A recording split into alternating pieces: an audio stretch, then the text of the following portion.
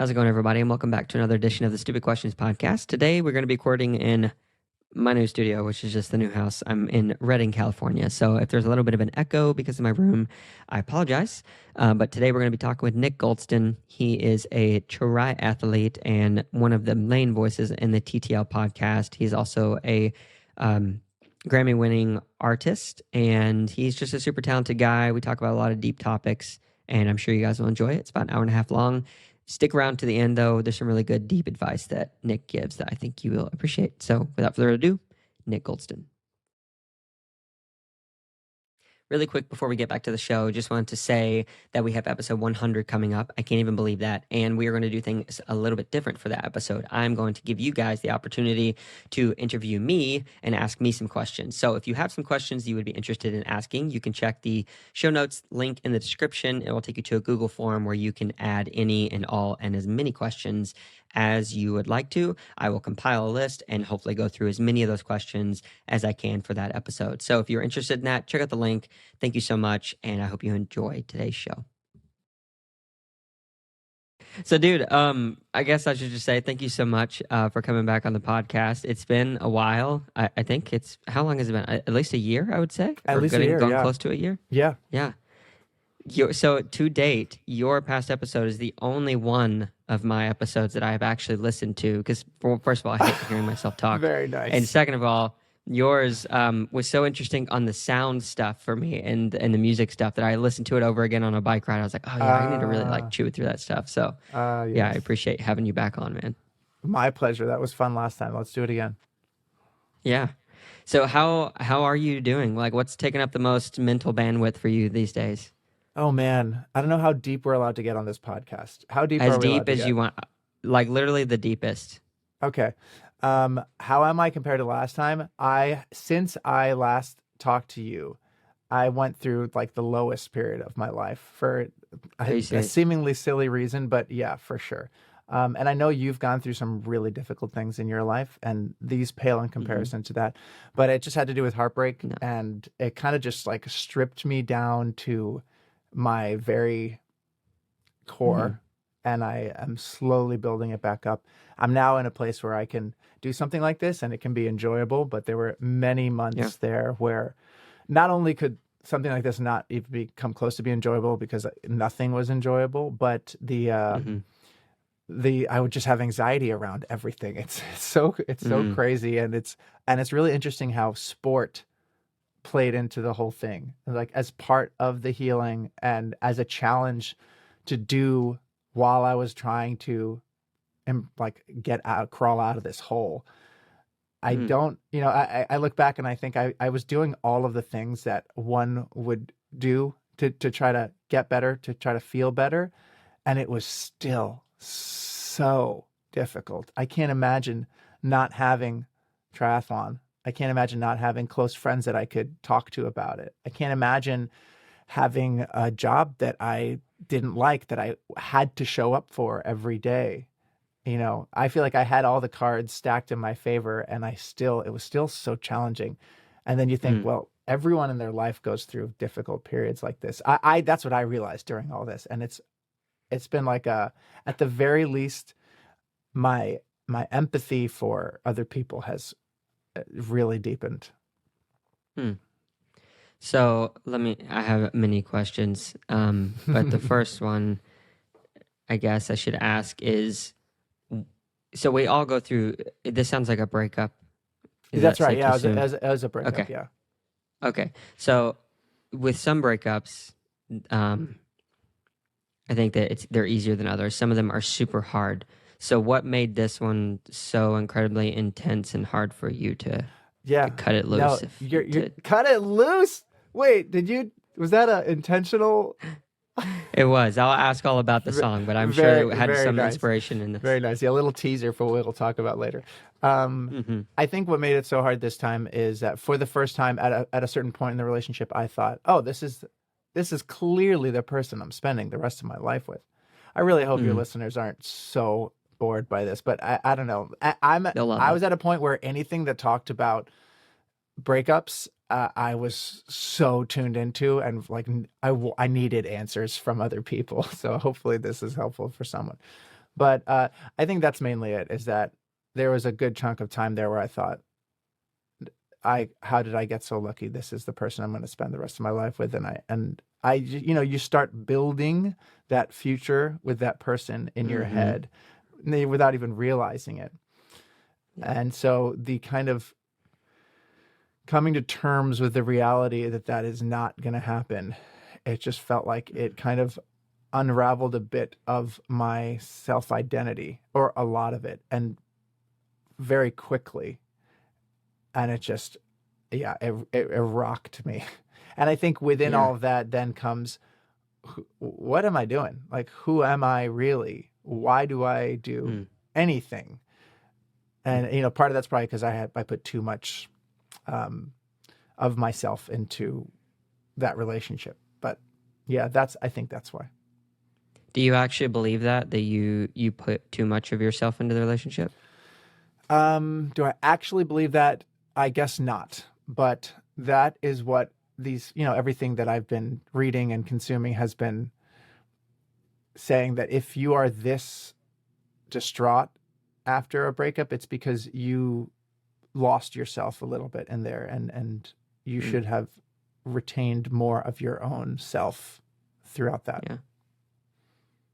Yeah, that's interesting. I don't know if there's a right or wrong answer, so I was just asking to figure out what you truly think and believe. But when it comes to deep relationships, so I've been married now for 7.5 years, and there's one principle that I think I learned beforehand. I'm still trying to learn, but my wife has had a hard time learning, and that's that I don't think that it's, and I'm not saying you do this, but I think whenever you're in a really deep relationship, there's a tendency to want to rely on that person to complete the other half of you, rather than living independently but being dependent at the same time, because there's levels of dependency, right? Because I provide financially or whatever. My wife also provides some financially. But when it comes to you were saying the self-identity thing, I think for me, after losing my dad, that was one of the, and still is, the biggest temptation for me in any relationship, specifically with older men who I appreciate or look up to, is the things that I feel like I'm lacking, I will overly rely on that person to fill that void in me. So purpose, I've always wanted someone to just tell me exactly what to do, a male figure. And if they tell me what to do, I will do it with such a fervor that no one else can match. And so I realized from some really cool mentors that, okay, that's not a healthy way to live, because I'm not living my life. I'm living for someone else. So I think it's similar in relationships 100%. to a degree. There's a balance. Yeah. Have you heard of codependency? Yeah. Yeah. So I definitely fall into patterns of codependency. And that is, you nailed it. That's exactly what happened. I also just so badly wanted to make this person happy. Yeah. And was doing everything I could to make this person happy. Same as you, right? You're dying for their approval in a way. Yeah. It's so difficult because, had I been a female and been married to a guy, it would be even harder, I think. So I kind of... Oh, right. Yeah. That is an extra layer of complexity there on your end. If you were a woman. Yeah, for sure. But so anyway, not to stray off topic too much, but what is it that started to help you step out of that and come to the realization and have the self-awareness of okay, this is obviously not going to be the future. How do I start to rebuild my identity? Right. Well, to be honest, I am definitely still in that process now. And the breakup happened 5 months and 2 days ago today. And I think there were, I could attribute it to a few things, but I think the ones that are most relevant for your audience here would be our creation of art surrounding that. And then I do think training, sport has been also good. Not so much the racing. I think that it kind of, when this first happened, it spiraled me into a lot of anxiety in general. I was having not quite panic attacks, but right before that, where I felt like they were about to happen, and I had to intentionally try to slow it down from happening. Yeah. Sport at first was really hard to do. I couldn't quite bring myself to put myself through more discomfort, which, as much as we love swimming, biking, and running, there's a level of discomfort involved always in all three of them. That's what makes it Sure. hard. That's what makes the pros so good. That's what makes the faster people, that's why we admire them in some ways, is because they're able to transcend that adversity and come out the other side. And I think when you're already at like 99% capacity, trying to put yourself through more discomfort feels like, why? I'm barely hanging on right now. It's hard for me to go to the grocery store and I'm going to go do a threshold session. It seems like so difficult. But as much as I could, I would do that. And I imagine that hormonally that helped a lot. And then in a time where, I don't know if you went through this when you were grieving, but I just lost a sense of purpose. And that was probably the scariest and worst feeling, is feeling like I don't need to be here. I don't need to be here. And that wasn't paired with any even remotely thoughts of self-harm in any way. But I remember thinking like, why am I like, I'm waking up to today. There's no meaning in anything. And I think I've taken that for granted for a long time, because I realize that little stupid things I do, like make oatmeal in the morning, they actually have so many different little moments of joy in them. It's like there's just something satisfying about taking the lid off the oatmeal and then scooping it into a bowl and putting it into the microwave. Each one of these little things, at least I notice now, has this little subconscious level of joy to them that we don't realize. And when that is taken away, you really notice it. Every little thing feels like, why? What this? I don't like this. This is difficult. This is unpleasant. So kind of getting those little moments back and joy, that has been, I think sport has helped with that, because it's like, I'm doing this session, I'm getting faster, I'm getting stronger. I'm not a waste of space. I feel like I'm actually improving on something. And so that has been nice, which is fun. I think I might have talked about this last time on the podcast, but I was talking about how I like triathlon. One of the reasons I like triathlon is because there's objective progress that you can measure. And in my other side of life, music, it's much more difficult to objectively measure progress, really throughout anything. So having that objective measure of progress was a way for me to tell my ego and my subconscious, like, hey, you are improving at something, all right? Okay. So quit it with the negative talk. So the sport has been nice. And then the writing about it was probably for me, actually the most beneficial thing. It's so funny, but I got into writing music because I wanted to, or music in general, is because I really liked the way certain songs made me feel. And I kind of selfishly wanted to be the person to make other people feel those things. And then something switched here where now it's like, I need to get these feelings out, which I've heard artists say always, but I've never really lined up with. Yeah. It's always been it's like a form of therapy. Yeah. Oh, it's like going in the booth. 100%. It's a form of therapy. And I think maybe to a different extent, people do this all the time with journaling. It's not, maybe it's not, some might not define it as art, but I think it scratches the same itch of putting into tangible words things that feel abstract and confusing in our heads, right? Like solidifying them into language, or in my case, into language and notes. Yeah. But those two things have been the most helpful. Yeah, for sure. So I want to touch on a few things, but first of all, something that just hit me when you were talking about, when I mentioned like that being therapy, and you said, yes, like it's so much that way. And artists talk about, getting in and letting the emotion out. Something that I have noticed in my personal journey relating to public speaking, and also for like music performance. So music performance usually is just me on a piano or me at a guitar, usually at church. And I've done it enough now to know like when I'm going up and faking it, and when I'm going up and like there's something behind the emotion behind, like am I really connecting with the song, which is a cliche way to say it, because I think it's so much more than connecting with the song. Like there's something about when someone gets up to sing and perform something, like musical notes are one thing, but musical notes wrapped in the emotion Like, I even think that there's a level to be said where they could be hitting the pitch not even perfectly, but because there's emotion involved, everything sounds better. I don't know if I don't that's anecdotal for me.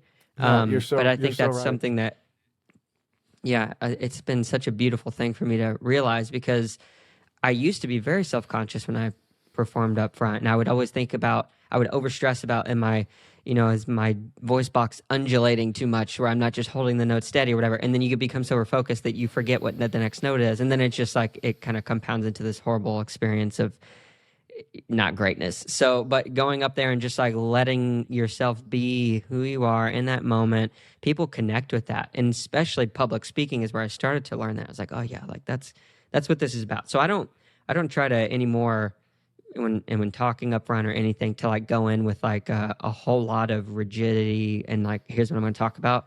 I'm going to just let the stories come out, because there's much more power in stories, which I think is why these podcasts can be so powerful to Oh, people. you're It's right. because the story, the emotion.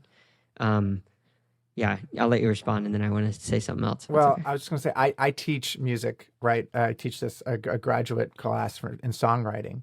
And what you just described is one of the main points I try to get across to these students is Mm, it is so much easier to focus on certain elements and tried and true qualities of craft of songwriting, like, you know, what lyrics mean in this moment, and try to have a melody note that is not present in the verse, have that in the chorus, have that a big moment, allow the production to get bigger.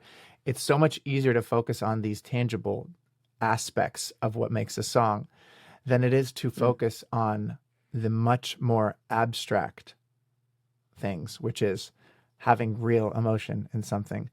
But the difficult truth is that listeners don't care at all about the craft of a song. Not all, but for sure most of your audience, if yeah, as any you just style hear of it. music, they they just feel, and they recognize how they feel, and that's it. They are not thinking about how much undulation there is in the voice box. They are not thinking about what kind of guitar amp was used. They are not thinking about the drum part. They are just emotionally reacting to these things. And Mm, really good musical performances do exactly what you said, which is they have authenticity to them. That's the mm, main thing. And when something feels truly authentic and we are in a place to connect with it, it's like it's amazingly magical. And you're right, pitch doesn't really then matter as much. So many aspects can be forgiven when there is a authentic through line through the performance. mm. Which I think is such a metaphor for life, because when you're able to come through in a conversation, or just like, let's just throw politics into it for a minute, because like that's such a heated thing around in our world. Like, so Donald Trump recently went on Joe Rogan. I hope Kamala Harris does.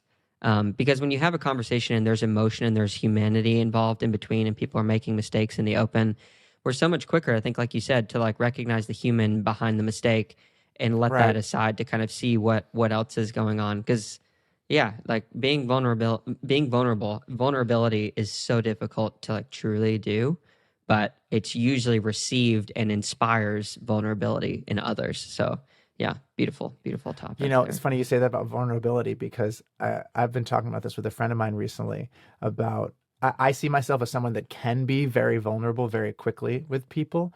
And then I saw this quote that she sent me that it was something along the lines of, if it's not a little bit scary for you when you're being vulnerable, then you're not truly being vulnerable. And I thought, oh man, I've Mm, gotten so comfortable at kind of being quote unquote vulnerable that it's not scary for me. And I noticed that I could go further and I could be yeah. more open and allow myself to say things that do feel a little scary to say, even to hear myself say. So yes, but Mm, vulnerability, especially in art, vulnerability is paramount, I think, to connecting with people, yeah. because people can Yeah, you got sniff to up out your FTPs. the sniff out the what? What'd you say? I was just gonna say, like, it's time to up your FTP for App your vulnerability. Like, FTP had for, your Zwift yep. setting at You've been 100 for too long. Now it's too gotta, comfy down there. Those workouts are too easy yeah, now. Well said. Well yeah, said. yeah, yeah. I want to go back one more, and then we'll start talking more of the music, and I want to hear about the writing process and like all what that meant to you. But you said something earlier about grief, like if I had to experience it, obviously yes, but I've wondered if there's something about going through a hard time mentally that is drawing a parallel to our triathlon experience or other experiences, because like if you can withstand that next level, like it helps Oh, you be prepared for the next. But that oh, doesn't mean that absolutely. it's easy at all. Like, and no one wants to do that. Like mental pain in a lot of ways is worse than physical pain.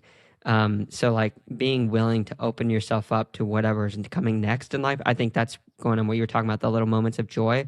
Like, yeah, like I don't think many people realize that, but I really like opening my oatmeal container and scooping it out because there's like the little flakes of oats that kind of get lost in the air, and sometimes it'll hit the light will hit them just Dude, right, and I'm like it's pouring it those in over little the steaming things. pot. Yeah. It's those And little like things, they're and you take them for granted when you haven't experienced a real deep low like that. And yeah, when you can come out of it, absolutely. You're right. But as far as yeah. drawing comparisons to triathlon, I I am by far the fittest I've ever been right now. And it is 100% because compared to the emotional mental pain, the physical Mm, training now does feel comparatively easier.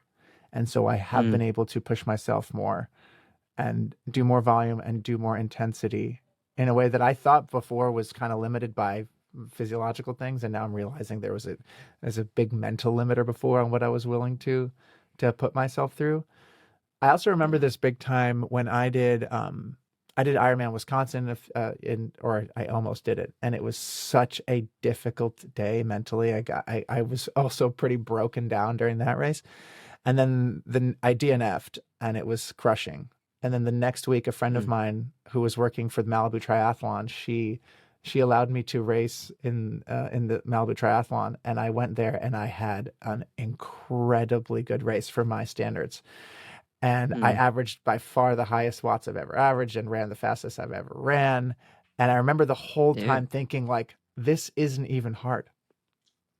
And my heart rate was sky high, and I was like, my legs were on fire, but there was nothing in me that was like, this slow I down. need It to was quit. just like no problem. And I think it was all in the context of that this isn't real pain. The last week when you were like mile Oh, 80 in the wow. bike and had nothing left and still had to finish the bike and then run a marathon, that was horrible, you know. And I'm reminded now, Kona, yeah, I don't know when you're putting this out, but Kona just happened this past weekend for the men, and Yeah, it'll be watching coming out this them week. just explode out on that run was like, yep, even the best in the world Yeah, have dude. this, like, they know the race is coming, they know it's hot, they know it's humid, it's not like it was surprised, they know exactly what's coming, and still the best in Yeah, the dude. world, you see them hobbling through the run like barely alive. It's both inspiring and comforting to know this happens to all of us.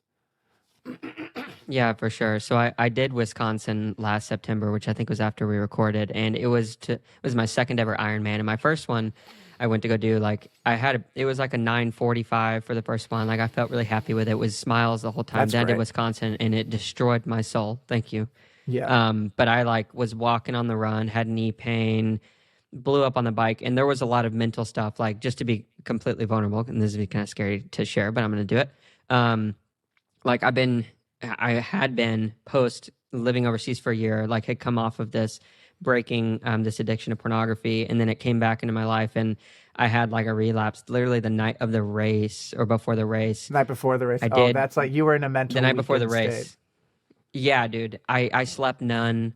I actually went to the porta potty right before getting in the swim, and I just started crying, and I was like, I can't believe that I've ruined it, And like for me, it's like I gave up mentally, so like this day was gonna be hard, and I kind of already had a hard day. So I went in, did the swim. Actually had a lifetime best swim in terms of like still water, like Dude, same with 57 me. minutes or That something like swim, that. wow, 57 is very fast. I was an hour and 12 and I was really stoked with that. Okay, nice. So I did that. The bike went great until it didn't, and then I walked on the run. And then, yeah, after doing that race and then seeing the World Championship this weekend or this last weekend, and it seemed to me like more people I agree. exploded I than agree I'd ever for seen sure. before. And it's not like the And I weather was like, was oh, they're particularly running hard. slower than I do. They just Yeah. it. Paul, I was talking to Paula about this last night, and she was just saying, and I think this is the obvious thing to point out, but I wonder if there's more to it. That everyone's just pushing the bike so hard these days, and Yeah. Because then everybody wants to break the records. of course, and then of course, at some point, something's got to give, and Patrick Lang, I think, is just genetically designed for that race on that island. But a lot of them, I'm thinking of Sam Laidlow, who biked his heart out and was so fun to watch at the front. And then he was thinking like, hey, it worked in Nice. I'm gonna try it again. And then, wow, big explosion. Yeah, I think we're gonna see a shift. This is my prediction. I think we're gonna see a shift in the next few years of getting back to a little bit different and easier of doing some things, because here's my premise for that. So I talked with Mark Allen and had him on the podcast, and he believes that everyone is still training too hard and not smart, like we're burying ourselves in the ground. And this morning on my workout, I was watching the interview with Rich Roll and Cam Worth, and Cam was kind of tongue-in-cheek talking about it, joking a little bit, but like he asked him, he's like, Rich asked him, do you ever overtrain, or are you overtrained? And he's like, I don't know, like maybe like if I am, like I'm just constantly overtrained. And he talks about he takes one day off a week, which most people I don't think do. I think that there's this fake picture of like you need to just up all the volume, like like all of the Ironman races, like it's just like it is getting faster, and I think people will get smarter and figure out how to do it. But I don't think that the key is just like blasting yourself all out there. I don't know. There's pieces of like the science that we're ignoring, I think, in favor of like let's go faster. But like, I don't know. As I'm saying this, I'm kind of second guessing myself, so I'm not totally sure. But it's like there's something missing. It's confusing because this is there's for sure a name for this, but it's like if 1 million people go to the casinos and they all bet a ton of money on their first hand, and 999,999 people lose all that money.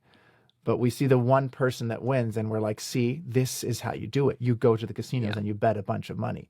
And I think when people go in, we see the winner and we think, okay, let's learn from the winner. How did the winner win? It's like, well, they had a PB on the swim. They nuked the bike, and then they had an amazing run. That's how you do it. And how is their training? Like they did so much volume and so much intensity.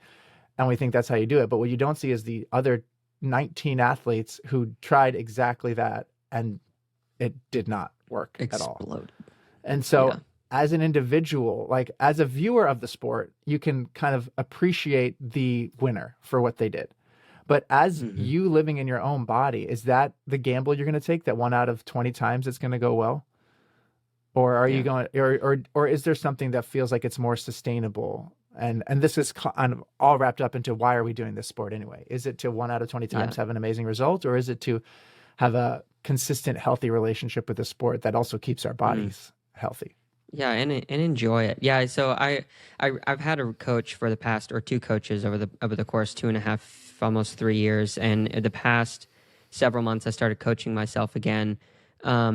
And it wasn't from a place of like, I think I know more, or I think I know what's best. It was more of a place of like, there are some things I think I know more. I know how my body operates, and I have figured out through doing the sport now for 3.5 years, like what works and what doesn't, in terms of, if I go out today and I have a threshold session, I know what numbers I should hit. But if I need to pull back, like I know myself enough, and I know I'm a hard worker enough to like, okay, if my body is giving me some signs, or I'm just like the legs aren't feeling it, or mentally I'm not feeling it, I do pull back now.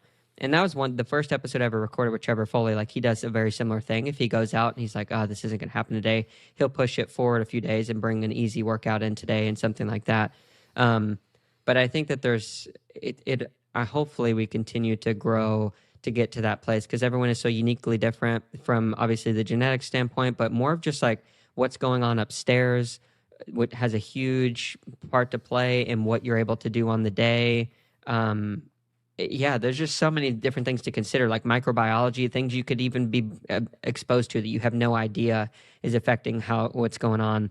Everybody, I think, should just get back to a place of, like you're saying, go out and race. And if you can enjoy the race and do like relatively well, that is far better than having a 1 in a million lifetime race and then you're hunting that for another 10 Oh, years because you're trying to replicate it. That's the other side of having that 1 in a million race is like, now you have this expectation for yourself, maybe. So even getting that result where you somehow the stars align and you were able to do it, now you have to kind of reconcile with maybe never being able to replicate that. I think about that sometimes when I'm racing. I'm like, don't go too hard because then the next one's going to feel like a disappointment. Yeah. So that's not a great mindset, but yeah. No, I think it's fair. Everyone's different and we perform in different ways. And it really, like, 'cause I saw Talbot's post this morning, I think it was, or yesterday evening, like saying, hey, like Lionel's in a good headspace. And I was actually wondering that because I didn't see a video come out, and I'm glad I read that because, you know, he obviously, didn't even look at all of his times, but he didn't have like a great race, but being able to come away from that with a positive headspace. Yeah, definitely not. And we talked about this yesterday on the TTL podcast about Lionel specifically and what it's like to have 17 or whatever 18 vlogs come out every day about your race and him seeming more and more confident about how it's going to go, and then having a race that I don't think lived up to what he hoped it would be, and what that's like publicly to experience that, and what that's like not even publicly but internally to experience that. And back to like these amazing athletes, it's very clear that Lionel works as hard as he could work on this thing, and we know he's a gifted athlete as well. And then to still come up so short is it's comforting to me as an amateur athlete to think, it's okay that I am also not finishing top 3 in my age group at 70.3s. It's okay that I'm not anywhere near as fast as some of my friends out here, even though I am trying hard and I'm working hard. Sure. Like, comparison is the thief of joy. I think that still holds true.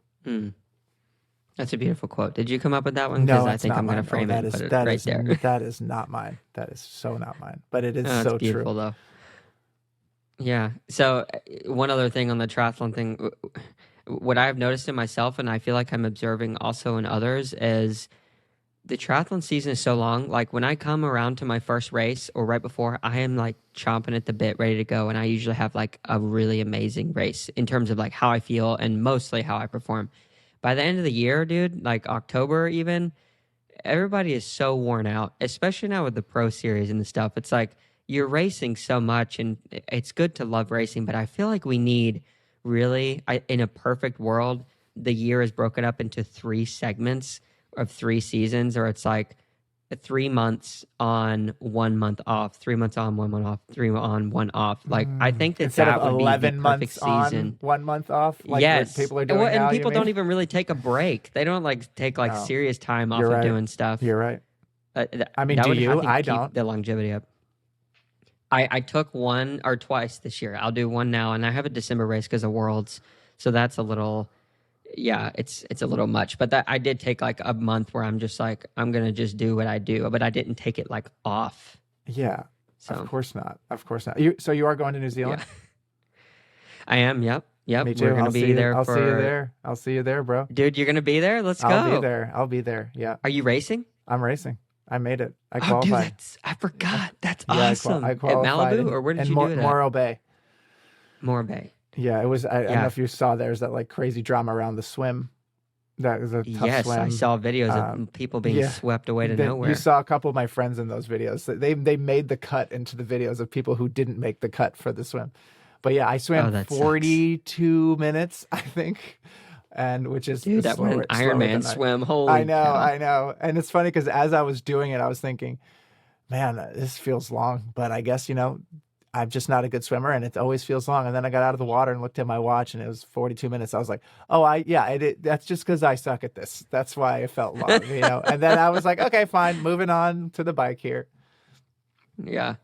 Well, good for you. I'm glad you made the cut because like that was intense. Like I saw the videos, and like I don't know how hard you would have had to swim, but very hard. Well, I don't know if you remember, and for anyone listening, but apparently the current got worse as the morning went on, which is this kind of insult to injury for people who are seating themselves towards the back of the swim start, appropriately so. But then the weaker swimmers had even harder of a current to swim against, and it got to the point where people couldn't make forward progress. So I'm sure if I had started that's so further great. back, I would have had some serious problems as well. Yeah. Wow. What is your age group, by the way? 35 to 39, even though technically I'm still 34. But, they go by birth year, not by birthday. I wanted to be in your age group. No, you didn't. Yeah. Oh, yeah, you did, because then you just smoke me. But no, I'm hoping to I just want to have the place. opportunity. That's the goal. Yeah, no, I'm the same way, dude. Like, I do feel that way. Like, there's gonna be, I can only imagine how many fast people are gonna be there. I've never been to a world championship race, but I know it's just gonna be like, okay, I thought I was decent. Yeah, I mean, if I was even close to the middle, I would be pretty happy with that. Yeah. Well, I'll look forward to seeing you there. Yeah, we'll hang out. But I want to shift. Yeah, for sure, man. I want to shift gears now to the music. So, Cut It Loose, Glacier Point. They both obviously have these elements of what you've been going through. I'm going to refrain from asking super specific questions, other than tell me about this process of what it went into making these songs, the lyrics, everything. Yeah. So these two songs they're now out. And I guess you've heard them, and I appreciate you for taking the interest in listening to them. These are kind of like the first songs that feel like I had to get these things out, and that they felt cathartic to get them out, which I realize that sounds like, why would anyone want to listen to like this selfish outpouring? But I do think that, like we were saying before, this is somehow the specificity of one's own experience through art like this is so often the thing that connects with the broadest amount of people, because as specific as we think our situation is, the lived human experience is so often like very similar from person to person. Even in seemingly different scenarios, like, we are wired the same, we hurt the same, we feel joy in the same way. Maybe not from the same things, but I do think at the end of the day, they come around to each other. And both of these songs have to do with, they're similar in trying to find meaning and joy in a difficult time. Glacier Point happened. It was kind of a crazy scenario where a wild set of coincidences happened, and I ran into this person at this place called Glacier Point in Yosemite. And I thought that was kind of a cool thing to try to make a song from. And the song tells a story of meeting this person and feeling like, wow, this is so amazing. I'll tell you like a little bit of craft here, which is kind of fun. A really cool thing that, if you can make it work in a song, is have a chorus or a refrain that has a lyric that each time it happens, after verse 1 or after verse 2 or after the bridge, the meaning shifts a little bit. And in Glacier Point, that's what I was able to do. In the first verse, the tagline at the end of each chorus is, "Where do we go now?" And at the beginning of the song, it's about meeting this person and just like, oh my gosh, there's something electric about our connection. Where do we go now? And the second verse is, not only do we have this connection, but we are compatible and things feel amazing. We're together and things are amazing. Where do we go now? And then in the bridge, there is the fall from this. And there is this moment that happens where we cross paths and reconnect, and there's this acknowledgement of that. And it's like, well, things are over, and we feel so broken. Where do we go now? So each time there's a shift in meaning there.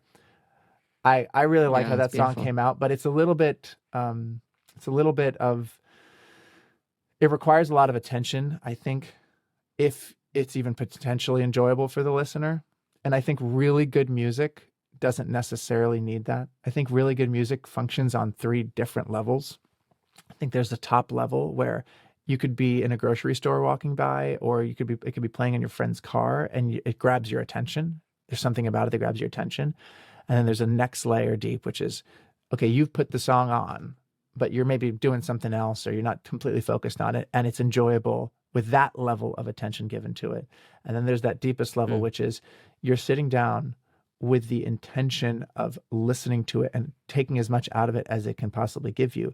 And it still gives you that, right? I think really good music works on all three of those levels. And I think, unfortunately, Glacier Point may only work on those like maybe two deeper levels, or maybe only the deepest level, which is it's kind of like part of the game is to make it work on all three levels. So I think I maybe missed the mark in terms of that.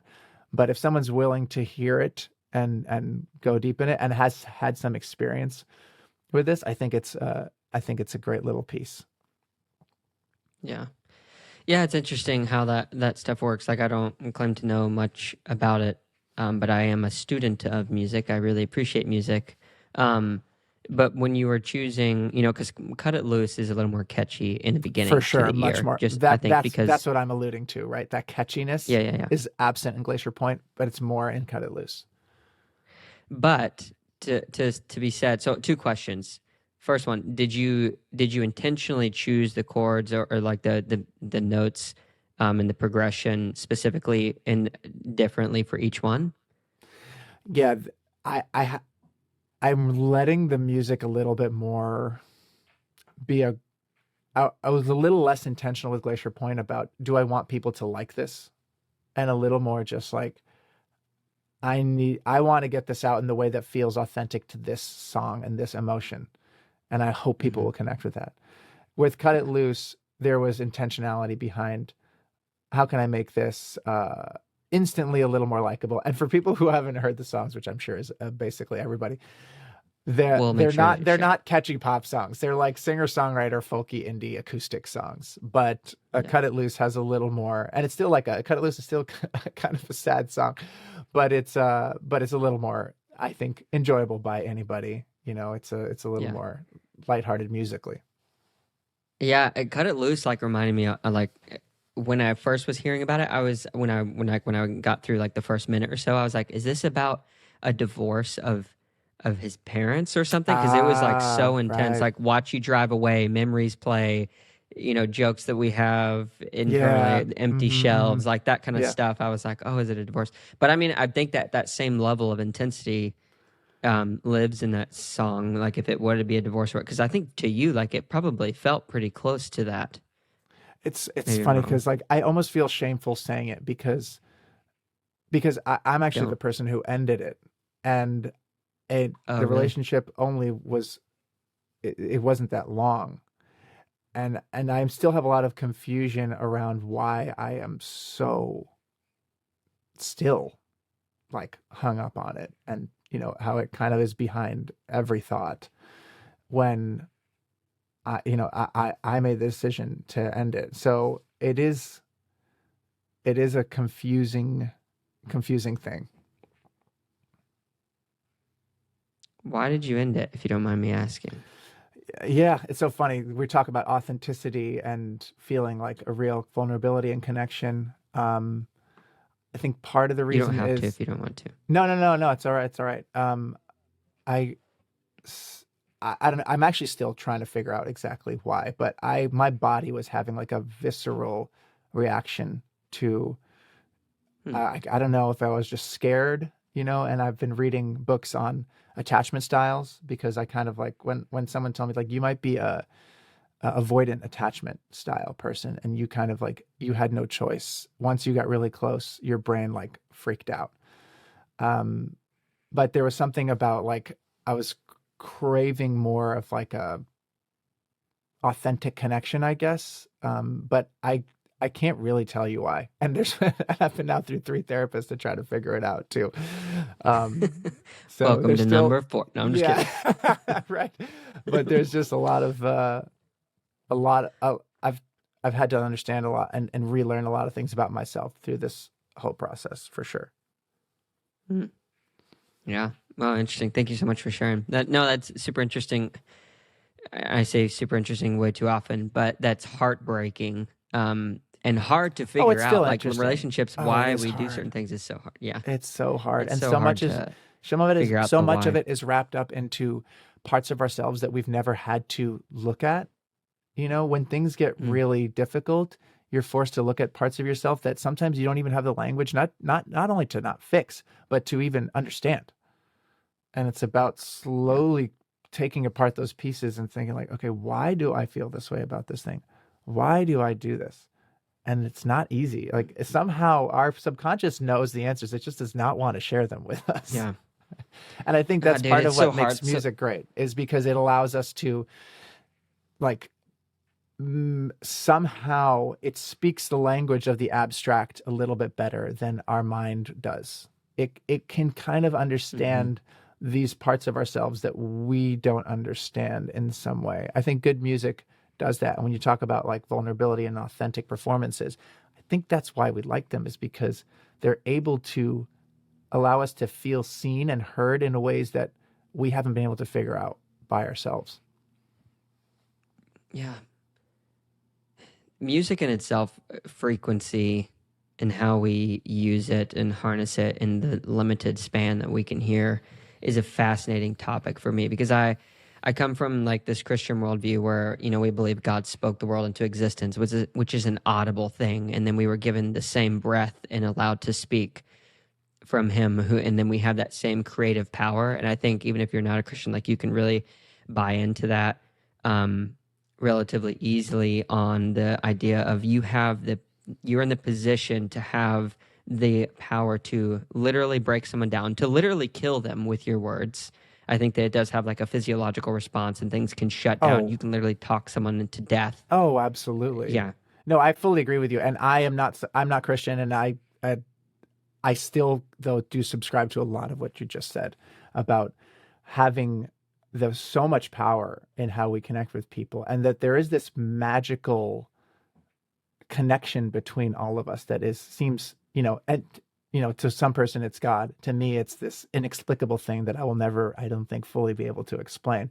But it's still magical, and as you would put it, super interesting. Like probably the most interesting thing about our Yeah. conscious reality is consciousness itself and how we connect with each other. It's amazing. You know, we are this. Yeah. Our brains are the most complex computers in the universe that we know of. So cool.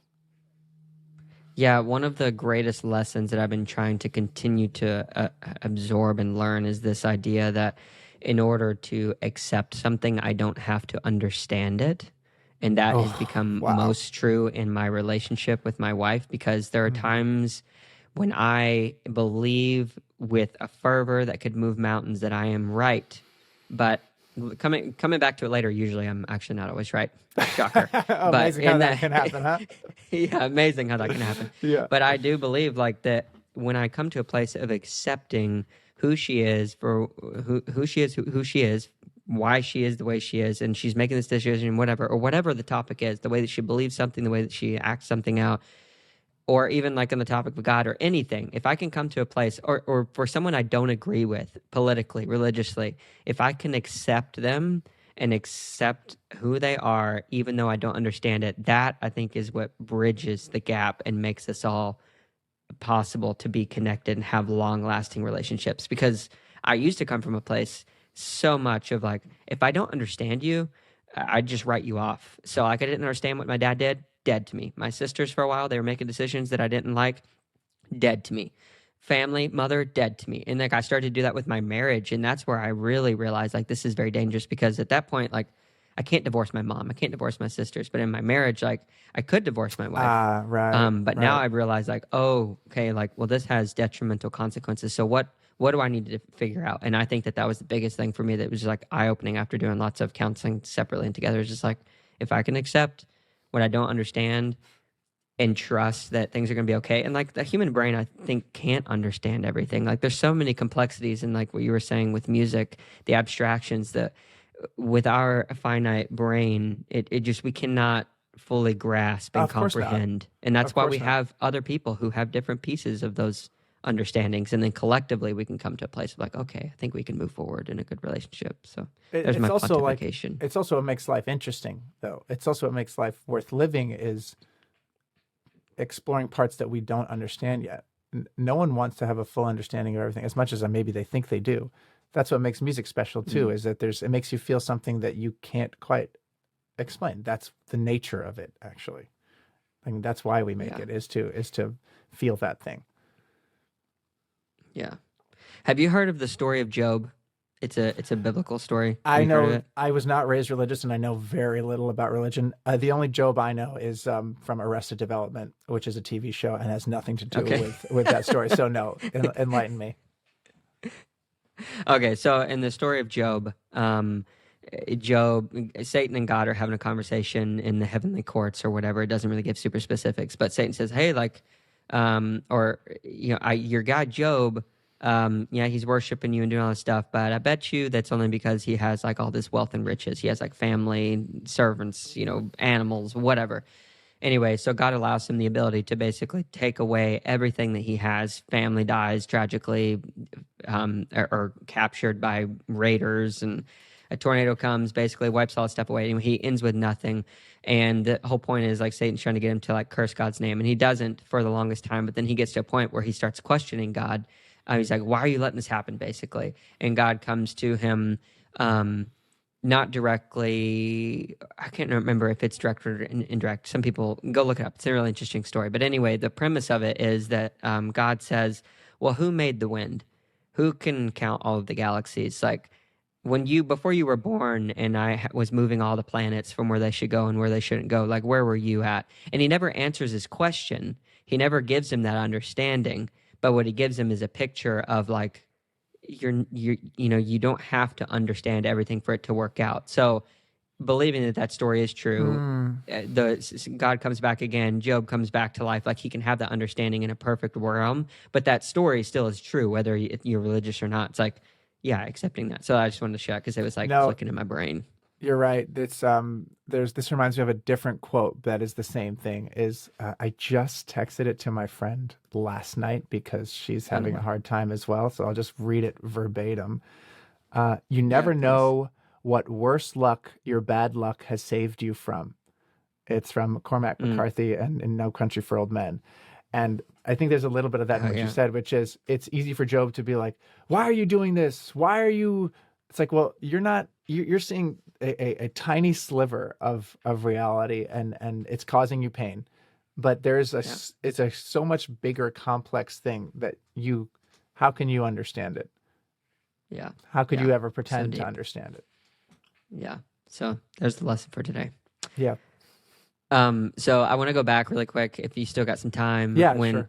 okay, perfect. So you mentioned earlier like, the catchiness versus the not catchiness of, Glacier Point and Cut It Loose. Like there's two different styles there. I think what I was thinking about was the song Bohemian Rhapsody because when it first came out, like it's so long, it's so different. Most people were like, it flopped. But then after time, it Did it became flop? something. Did it not flop? Maybe it didn't. Well, my understanding of the release of that song was that I thought eventually, at least within his lifetime, it did well, and he tried to do another song that is similar stylistically, and then that flopped. But I might be misremembering it. But yes, Bohemian Rhapsody, obviously now a gigantically successful song, recognizable by everyone in all parts of the world, and is extremely unique too. It did do well in its release. All right, Okay. cool. So everything I was saying is completely false. Okay. Well, I was thinking because, like, for me, I guess from my experience, when I heard that song in the beginning, the way that he plays it, dun dun dun dun dun dun dun, it just does not click with me in the beginning. But then once you get into that next part of the song, where he starts to sing his lyrics and do it, he does like it. That's when it grabbed me. So I was just Are thinking, you like, sure we're over talking about the same time, song? Because doesn't the Bohemian maybe. Rhapsody start with "Is this the real life? Is it just Oh, what fantasy?" It song am starts I with thinking lyrics right of? off the bat. What is the song I'm thinking of Is then? it a Queen song? Where it's like Mama, ooh, That dun, is dun. Bohemian Rhapsody, yeah. But it Yeah, yeah, yeah. starts with vocals right off the bat. Oh, for me in my mind it was I now recognize that, but It starts with in the my piano mind it part. was the piano part. Yeah. Yeah.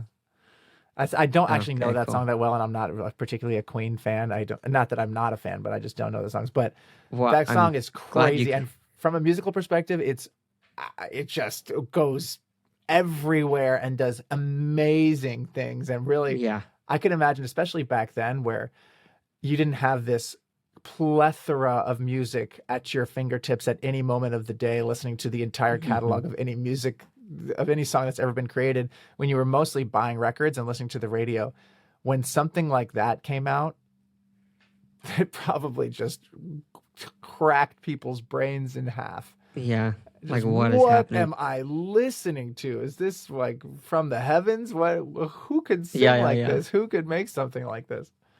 That song reminds me of Jacob Collier's stuff, like immediately. Totally. You're right. Yep. That's like OG Jacob Collier kind of Yeah, stuff. But Jacob wishes he could sing like that. And I think yeah, as much as I love Jacob Collier, and I do love Jacob Collier, the songs have never gotten to like that level. that He's an level. Yeah. incredible instrumentalist, maybe the best multi-instrumentalist on earth. But the songs aren't quite there from him. Yeah. Yeah. Interesting. So for you as a musician, you as a triathlete, you as a TTL podcast host, you've got all of these different things that you've got going on that add very real pieces of value, I'd say, to your life. Correct me if I'm wrong. What does the vision for Nick Goldston, do you have a vision for the future of these intertwined things that you'd like to see more fully lived out? Or would you say that you've arrived to where you want to be? Are you the voice in my head that talks to me Maybe. every moment of every day? Because this question you just asked me is the question that I've been asking myself. And it's funny, I do have these tangible things that feel like they have meaning and purpose and they bring value to the world in some way, but I'm still rebuilding that feeling that parallels those, because I still have moments, and actually today was one of those days where I woke up and I'm like, here's another challenging day to find meaning in the things that I do. Ideally, I'm trying to make this that it's not just like me talking about. I'm trying to make these a little more valuable to an audience, No, potential dude, audience. be But you. I've talked about the craziest things on here in the past okay, 100 or so okay. episodes, so there's no pressure to make it clean. Okay. I've found that one of the things that really is authentically me is writing music, and triathlon has been an extremely important part of my life, and it has brought me amazing things and has brought a ton of value to my life. But nothing has quite feels as like puzzle piece fit as writing a song and having that experience. If you've ever made art, it's you may be familiar with this, Seth. I'm sure you're familiar with it. There's a period where it goes from this sounds like nothing to this sounds like a real song that is just magic and amazing, because you've pulled it out of thin air. And even if you're performing someone else's music, I think you can get to that point where you feel like there is something that is inexplicable happening here that I am experiencing, and that came from my lived experience somehow, and everything I've done in my past is a part of this performance or this song in some small butterfly effect kind of way. And so lately I have been focusing more on that, and Eric and I are making this film called Look for Things Where You Can Find Them, which is very much about a lot of the stuff we've been talking about today. Like not doing things for the sake of just doing them, but finding purpose and meaning in things. And our film mostly is trying to find joy and meaning in high performance without necessarily having that be racing related. So we go to these cool places and we're filming in these amazing spots and having these conversations with these important or interesting people about that concept of finding purpose and meaning in sport and working hard and achieving something, feeling like you've achieved something without necessarily racing, and on the same kind of thought process without necessarily having your success be at the expense of someone else's failure, right? Comparison is a thief of joy. Back to that thing, just finding yourself in the training, in in that feeling. So the film to me and putting out these songs once every month or so, that's kind of the goal for my future. And I mean, on a purely selfish level, I'd really love to have a family with someone one day and being in a loving relationship. That's the biggest thing in my head lately. But we all have that, or not, maybe not all of us, but a lot of people have that same kind of drive. Yeah, for sure. Yeah, I think a lot of people within the sport and in our circles definitely have that drive, but I don't think it's something that I ever want to take for granted. It's a fine line when you're a type A. I don't think only type A's do the triathlon thing or make music or Well, whatever. I actually wouldn't say I'm type A, for example, Really? which I know is real rare for triathletes, but yeah, I would not say I'm type A.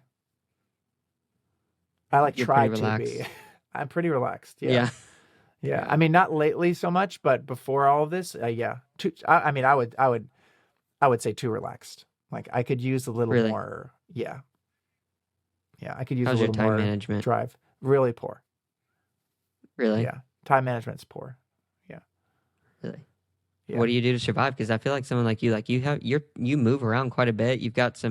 You've worked with big clients that require, I would imagine, some level of You're organization right. and time management. Like what You're right. gets you through?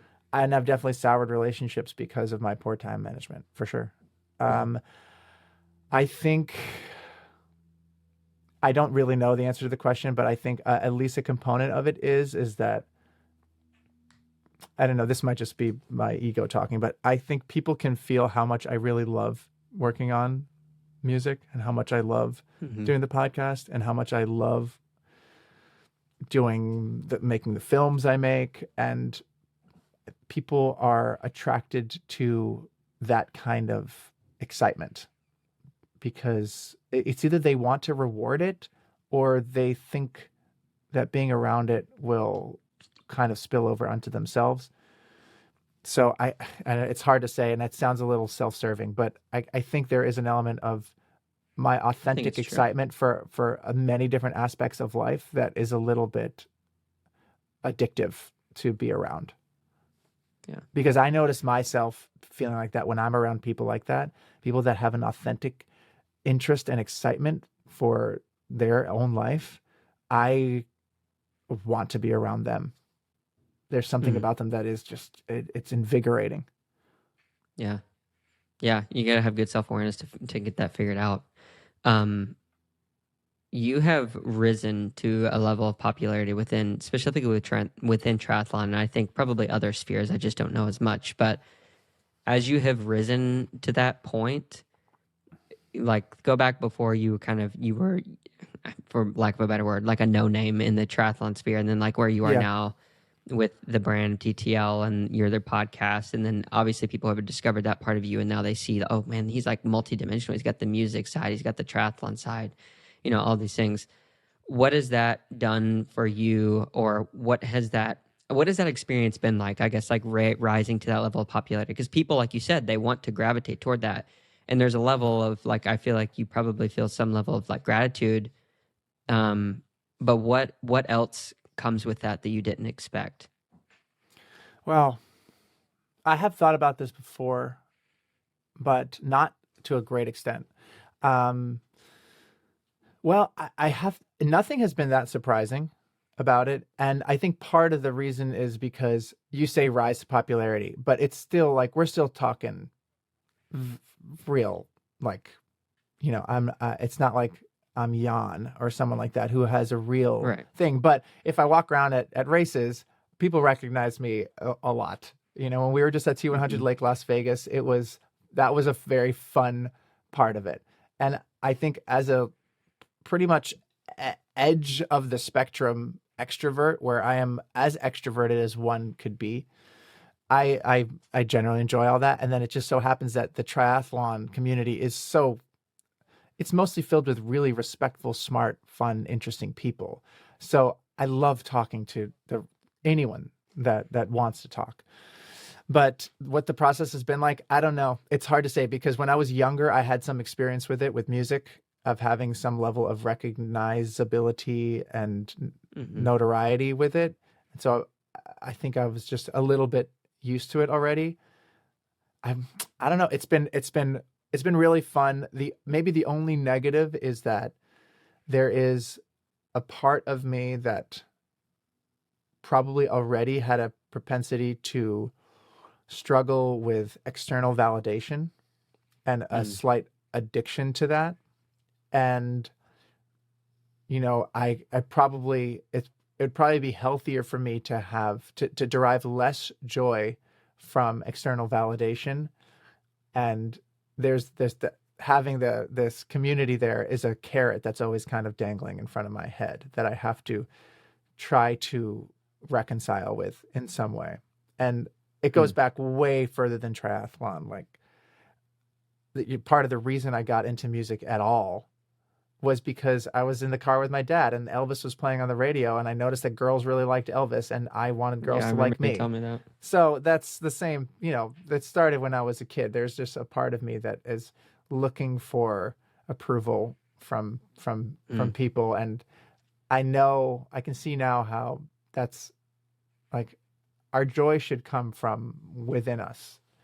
And when I was trying to figure out like how to give my life meaning again, I came across this like Japanese quote, but it kind of translates to that meaning should come from living a life that you perceive to be moral and ethical and behaving in a way that is in line with those moral and those ethics.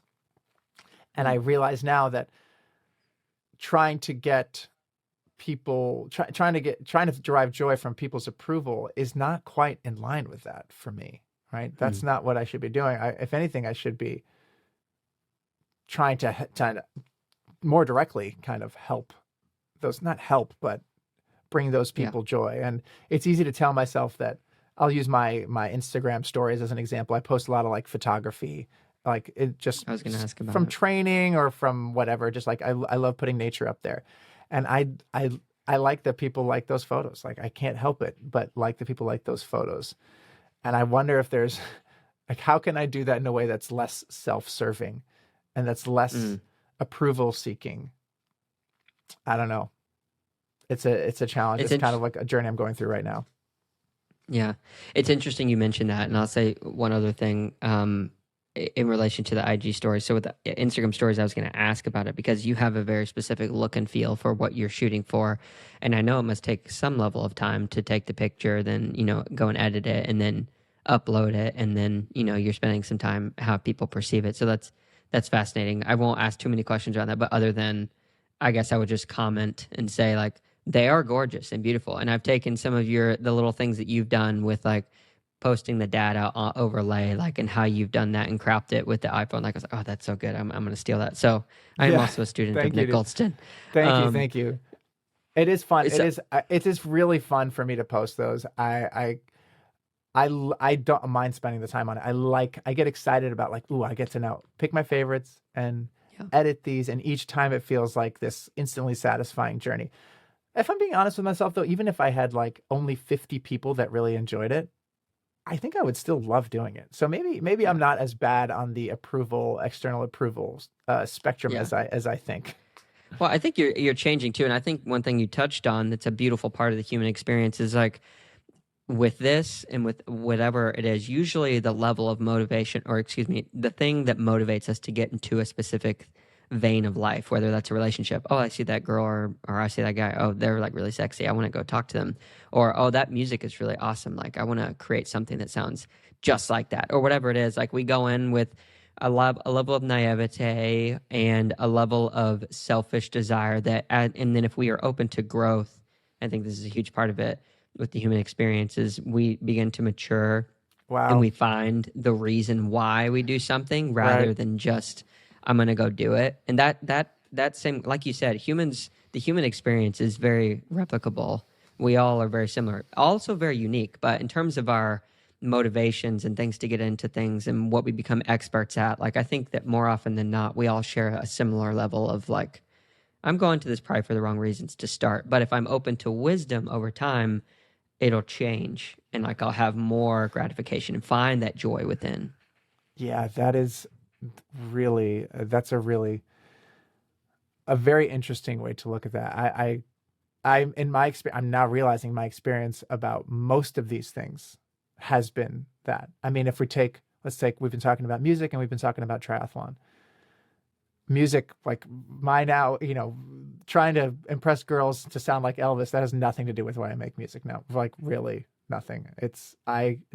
All I want now is I want listeners to have this connection with the song so that I feel like I'm connecting with them. I'd like this human mirror image that happens when you're listening to music. And then in triathlon, I for sure started it because I thought, I'm going to prove myself wrong, that I can be an endurance athlete of some kind. And now there's still that voice in my head a little bit that helps motivate me, is like, this is not you, and you're proving it to yourself that this can be you. There is a bit of that.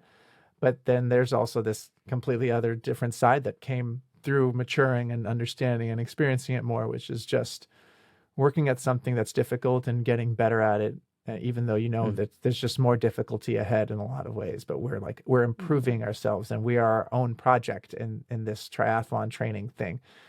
Yeah, it's funny. You're right on. And so it doesn't need to have started from this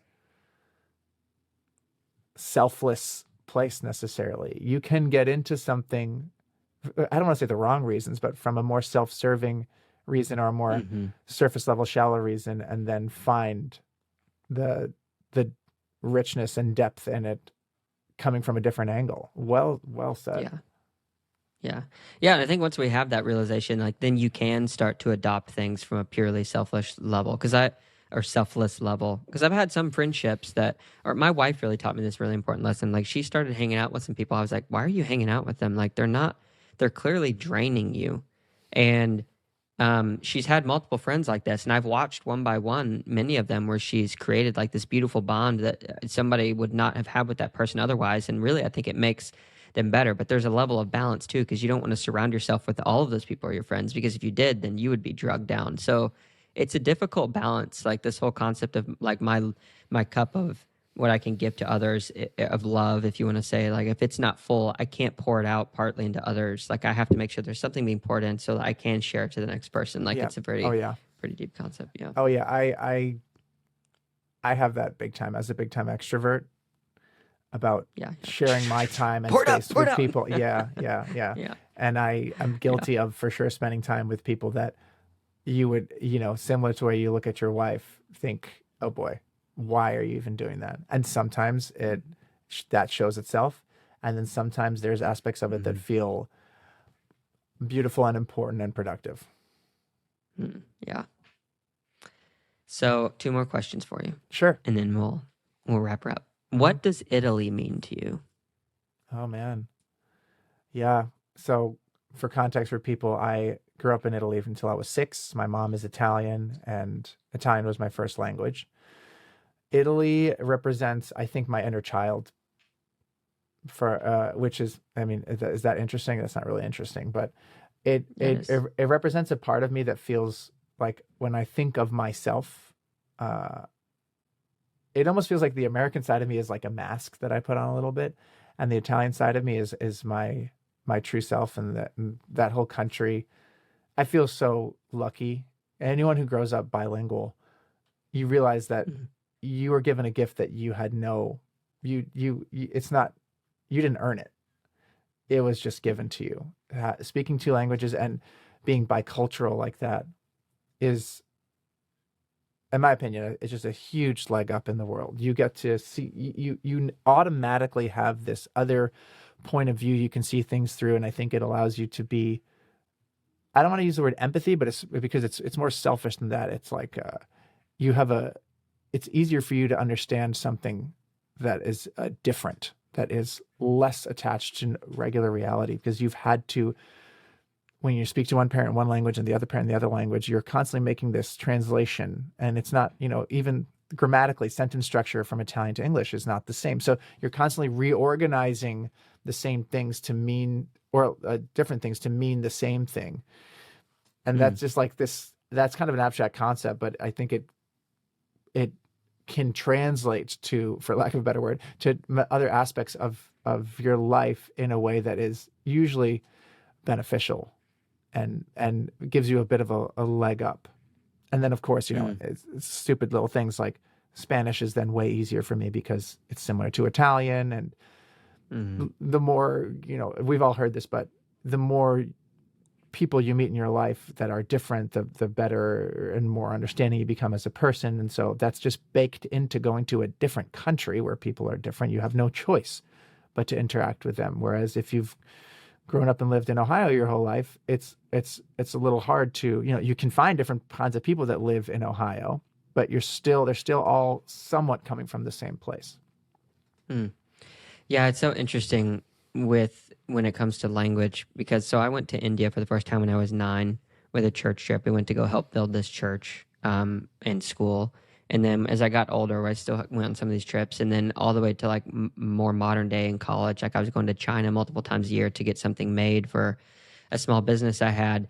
I started to really recognize like the power of a translator, not just like an interpreter, like you were saying. If you can speak both languages, because there's a lot of things that get lost, like just some subtle intonations or body language paired with a word or whatever. But when I communicate with my close friends in China, there's still a level of like, there's this barrier you're trying to get through. But the more you interact with that person, you can start to learn those things. But I think that is what you're saying, like super valuable to be able to, if we had world leaders that could truly understand like the same language across, China to Russia or English to Russian or Chinese, whatever, and we could have that conversation. Like that, I think a true interpretation of what someone is saying allows for that vulnerability as well. So that's super valuable is all I'm saying. Like it just kind of hits me like, I wish we could have that for everybody. In poetry, like a lot of great Russian poetry, they have these translators, and this is why like there's different translations of these things, because it's so important to pick up on the nuances of this stuff.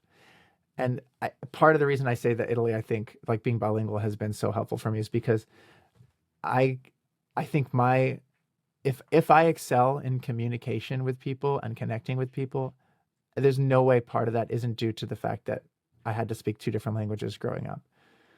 I think it's just built in. You become a better communicator because you have no choice but to focus a little bit more and pay a little more attention to how language and meaning are there's so much more than just the words that are said. It's how they're said. It's the space between them. It's the intonation in your voice. Like these things are all such an important part of communicating. And I think that people in general have a natural sense for, like, as soon as someone starts talking to them, they're immediately like drawing conclusions about them and either deciding right away if they feel like there's something happening there or not. And we all have this. As soon as someone starts talking, you fill in the gaps about who they are by the affect of their voice, by the intensity of which they're speaking with, by the amount of space they leave for you to speak. There's so many of these things that our brain knows. I'll give you a great little example of like how much our brain knows certain things that our subconscious knows things that our conscious doesn't. If you take the word or the letters TH, how many different ways are there to pronounce TH? And I think most people would say, well, there's only, other than something like sweetheart, right? Where it's sweetheart. I'm talking about that specific sound that TH makes in the English language. I think without thinking about it too much, people would say there's only one. It's th, right? Th. Yeah. That's the only way you can pronounce it. Thanks, of course. Well, not exactly, because if I were to say the LA Dodgers, that's not right. It's the. There is a vibration in your voice box that like happens with that. But most people don't say thank you. They say thank you. It's just air. And if I were to reverse those in speech, I think you right away would notice that. You'd say, why is he saying those THs weird? But before that, when I ask you how TH is pronounced, you might have thought there was only one way. There's so much of that subconscious stuff that happens that our brain is figuring out in the background, and it just gives us the information and we don't even think about it, but it is there. And when it's off, it doesn't work.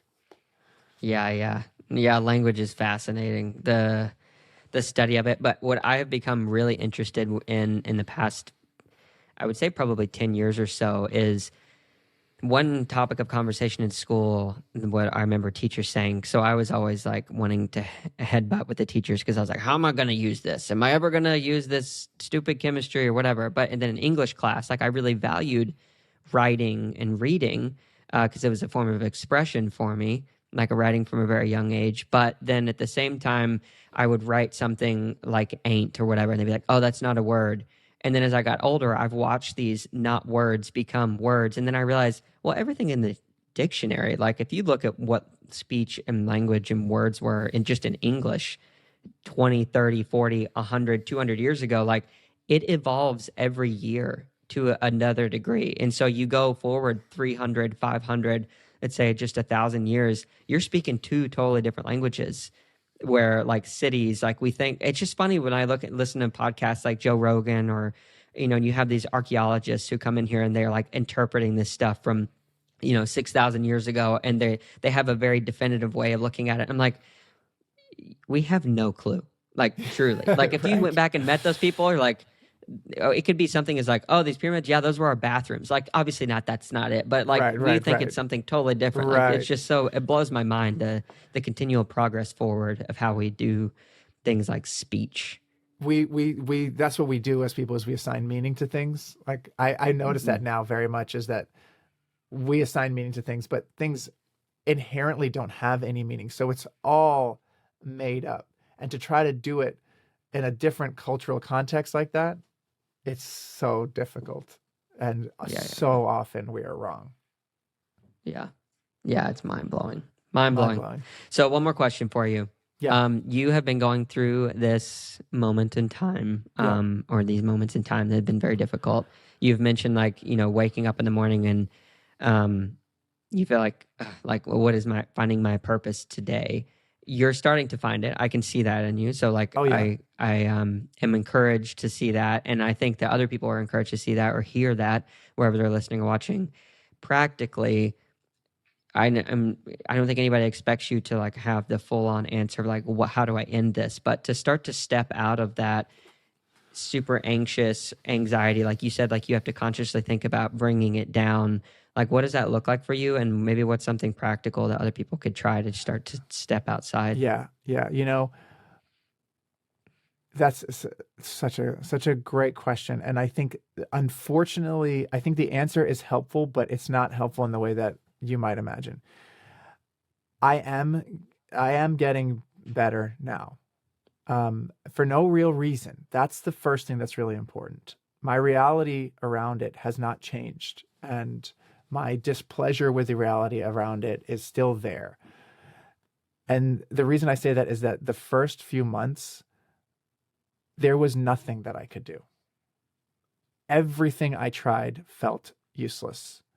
It did not, there weren't really things that I noticed that made it better. There were things that made it worse, which was a lot of different things, but there weren't many things that made it better. And I say that, the reason I think that's important is because you can be in that period where nothing is improving, where it feels terrible and every minute feels like a struggle, and you don't see that there is a way out of it the way that I didn't see that there was a way out of it. And yet still you can come out of it. And I think it's easy to tell ourselves, it's like, oh, well, I started doing this and I started doing that. But I think often those are just red herrings a little bit. And there is an amount of time that it takes for your like body and brain to heal from this kind of stuff. So it doesn't really help. But if there's anyone that has somehow made it through this podcast, because when I was suffering like this, I couldn't have listened to an hour plus podcast. I could only really listen to content that had specifically to do with this stuff. And we've talked about triathlon and music and stuff, but when it feels so bad that you feel like you'll never get out of it. Our brains are they are so magical at forgetting pain like that. And the good times pass and the bad times pass. they both pass. I guess that's what I would have told myself back then is like, hey, Nick, I know you're trying to do everything you can. And I know you're trying to be the best person you can be. The good news and the bad news is that it's just going to take time, and it's going to take much more time than you hoped for, sadly. Yeah. So I did everything, I was exercising. I was trying to eat well. I was sleeping as well as I could. I was surrounding myself with friends. I started therapy. I did all the things. I was reading books. I was journaling. I was writing music about it. All these things I think helped a little bit, but it's the parallel I'll draw to it is from triathlon. And I think this is a great place to kind of to finish it.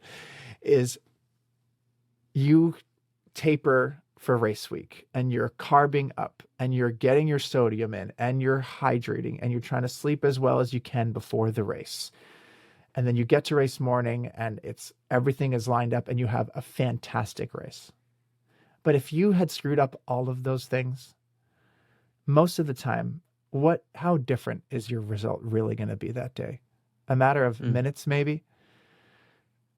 That's what I'm saying. It's the same thing with all the things that I felt like I could do when I was trying to be better. Is I was probably accelerating the healing a little bit, but there was just an amount of time that it took that it was gonna take, right? Like the difference between you having your worst race day and me having my best race day, you're still many minutes faster than I am.